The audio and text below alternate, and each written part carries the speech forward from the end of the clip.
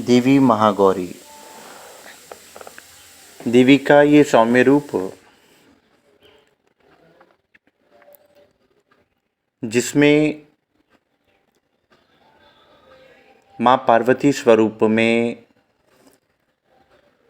देवी एक हाथ में त्रिशूल, दूसरे में डमरू, एक हाथ वरद मुद्रा में और दूसरा हाथ अभय मुद्रा में होता है। श्वेत वस्त्र धारिणी देवी वृषभ पर सवारी करती हैं। जैसा कि हमने देवी कालरात्रि के नवरात्रि में जाना कि जब जीव को सद्गुरु प्राप्त होते हैं तो सद्गुरु उसके विकारों का लय कर देते हैं, विकारों को लीन कर देते हैं और उसके अंदर परमात्मा का पवित्र प्रेम प्रकट होता है। वो अपने असल स्वरूप को जान लेता है और जब भी जीव अपने असल स्वरूप को जानता है तो वो जीव हंस अवस्था में प्रकट हो जाता है, जो जीव की असल अवस्था है।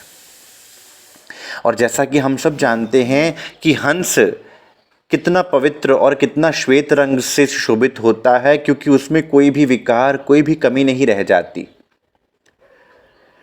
तो ये देवी का ये स्वरूप जीव की उस अवस्था का प्रतीक है जिसमें वो हंस अवस्था में प्रकट हो जाता है कि उसमें अब कर्मों का कोई भार नहीं रहा, उसमें अब कोई भी विकार नहीं रहा। और ये संभव हो पाता है सच्चे सद्गुरु के मिलने से, सच्चे परमात्मा के निज नाम की प्राप्ति से। उसके बाद ही जीव को ये अवस्था प्राप्त होती है। तब जीव की रजोगुण, तमोगुण, सतोगुण अर्थात त्रिशूल वो साम्यावस्था में आ जाता है, तीनों गुणों से वो प्रभावित नहीं होता। और डमरू अर्थात ज्ञान का प्रतीक वो स्वयं को जान लेता है, वो स्वयं के आनंद में मग्न हो जाता है, वो स्वयं झूमता है, नाचता है, क्योंकि उसको परमात्मा की प्राप्ति हो जाती है।